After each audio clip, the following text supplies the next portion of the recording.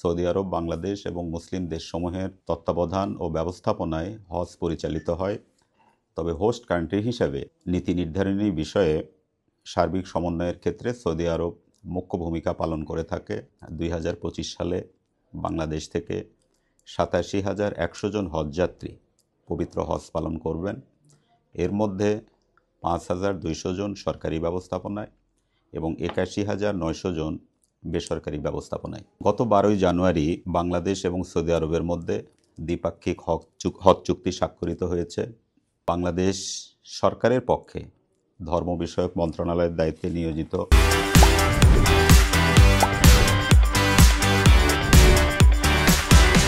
মাননীয় উপদেষ্টা ডক্টর আফম খালিদ হোসেন এবং সৌদি আরবের হজ ও উমরা মন্ত্রী ডক্টর তাওফিক বিন ফাওজান আল রাবিয়া উভয় দেশের পক্ষে হজ চুক্তিতে স্বাক্ষর করেন। এর পরে 13 থেকে 16 জানুয়ারি সৌদি আরবের জেদ্দাতে হজ কনফারেন্স এবং হজ এক্সিবিশন অনুষ্ঠিত হয়। সেখানে আমরা দুটি চুক্তি আমরা সার্ভিস প্রোভাইডারদের সাথে এয়ারপোর্টে এবং মিনা আরাফা মুজদালিফায় দুটো চুক্তি আমরা সম্পাদন করি।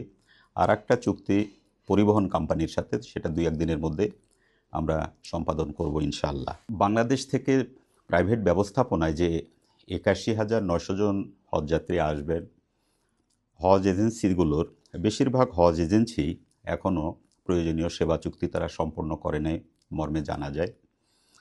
তো হজ এজেন্সি মালিক, স্বত্বাধিকারী, লিড এজেন্সি সমূহের ব্যবস্থাপনা পরিচালকদের প্রতি অনুরোধ, যারা আপনারা এই সেবা চুক্তি সমূহ ইতিমধ্যে সম্পন্ন করেন নাই, আগামী 14ই ফেব্রুয়ারি 2025 খ্রিস্টাব্দ তারিখের মধ্যে আবশ্যিকভাবে এই চুক্তিগুলো সম্পন্ন করার জন্য অনুরোধ জানাচ্ছি। কেননা সৌদি গভর্নমেন্ট এটা রিপিটেডলি বলেছেন যে 14ই ফেব্রুয়ারির পরে আর কোনো সময় তারা বৃদ্ধি করবে না।